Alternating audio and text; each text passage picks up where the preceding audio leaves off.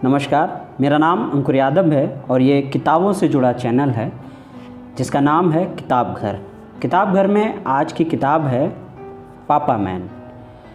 इसे निखिल सचान ने लिखा है और इस किताब के कवर पर अलग से लिखा गया है फिल्म निर्माणाधीन। अगर इनके परिचय की बात की जाए, जो कि इनकी किताब के पहले पन्ने पर दिया गया है कि निखिल सचान हिंदी के एकमात्र IIT IIM से पढ़े लेखक हैं।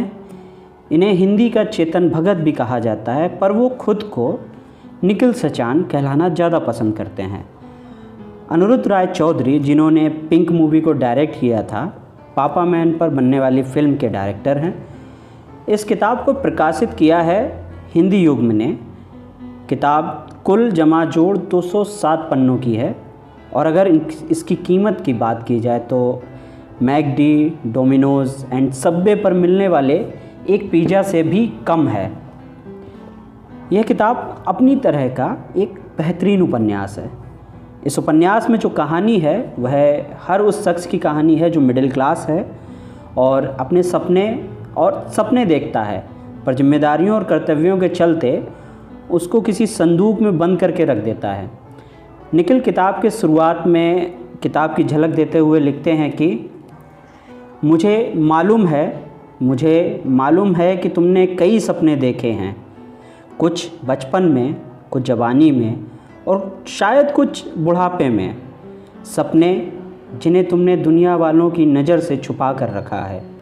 वो कहते हैं ना, दुनिया का सबसे पुराना रोग कि क्या कहेंगे लोग। मैं जानता हूँ कि इसी रोग से अपने सपने को बचाने के लिए तुमने उसे अपने डर के संदूक में छुपा कर रख दिया था। मैं चाहता हूँ कि यह किताब पढ़ने के बाद तुम उसी संदूक से अपने एक पुराने सपने को तो निकालो यार। उसे झाड़ो, पोछो, उसे दुलारो, उसे बच्चे की तरह पुचकार के कहो कि हाँ, मैं तुझे एक दिन ज़रूर पूरा करूँगा। देखो यार, सपने पूरा करने की कोई उम्र नहीं होती, लेकिन सपने ना पूरा कर पाने के मलाल में एक उम्र भी कम है। इस उपन्यास के जो मुख्य किरदार हैं वो 52 साल के चंद्र प्रकाश जी हैं। कानपुर सेंट्रल रेलवे स्टेशन में 30 साल से क्लर्क की नौकरी कर रहे हैं और लोगों को उनके गंतव्य तक पहुंचाते हैं, मतलब टिकट बनाते हैं। वह गाना गाने के बहुत शौकीन हैं।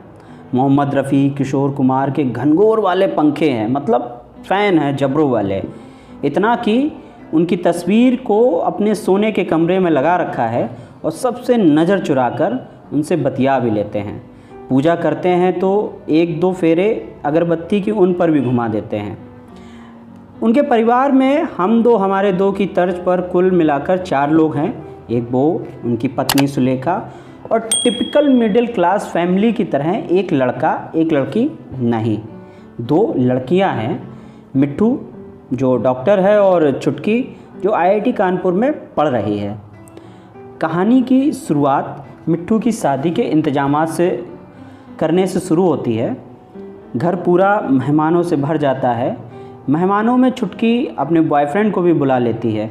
एक और है उस भीड़ में जो छुटकी का बॉयफ्रेंड तो नहीं, पर बेइंतहा मोहब्बत करता है छुटकी को। प्रेम जो बचपन का है, प्रेम जो भोला है।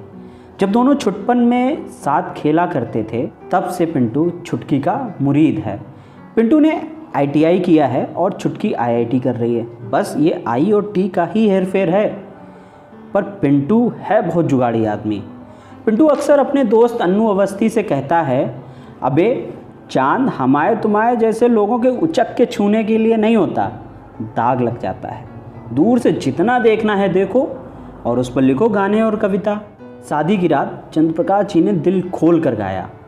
ऐसा गाया कि सब मंत्रमुग्ध हो गए। सब ने खूब तारीफ़ की। किसी ने कहा, आप तो सैगल साहब की तरह गाते हैं, तो कोई बोला, आपको तो फिल्मों में गाना चाहिए। यहाँ तक कि किशन सिंह, जो कि उनका दोस्त है, उनको मुंबई आने का न्योता भी देता है। न्योता क्या देता है, उनके सोए हुए सपनों को हवा देकर जगा देता है। बस यही वो रात थी जिसके बाद चंद्रप्रकाश के जीवन में उठापटक शुरू हो गई। ये उठापटक, ये तूफ़ान कहाँ जाकर थमा, वो किताब में बहुत ही बारीकी से और बहुत ही दिलचस्प तरीके से उकेरा गया है। इस कहानी में आपको कई किरदार मिलेंगे। एक मिश्रा जी हैं जो अपने गुटखा खाने के चलते प्रसिद्ध हैं। वहीं मिश्राइन हैं जो सुलेखा को अंगूर और किशमिश का फ़लसफ़ा समझाती दिखती हैं। वहीं एक और रमेश जी घर की बालकनी में खड़े होकर पूरे मोहल्ले को उंगली करते देखे जाते हैं। एक साधु भी है जो जीवन नश्वर है का नारा देता है। इन सभी किरदारों से मिलकर ये कहानी एक मुकाम हासिल करती है।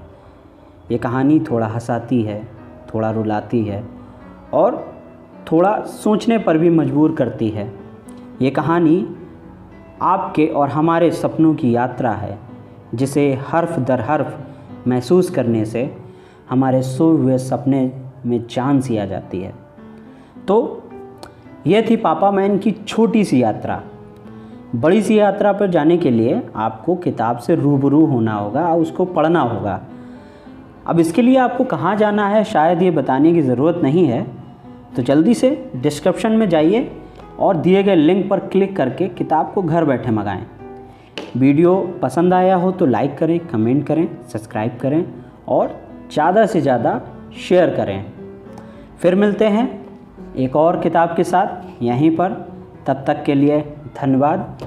पढ़ते रहिए, गढ़ते रहिए और आगे बढ़ते रहिए। और हाँ, सब्सक्राइब करना मत भूलिएगा। And the last, keep smiling. Thanks for watching.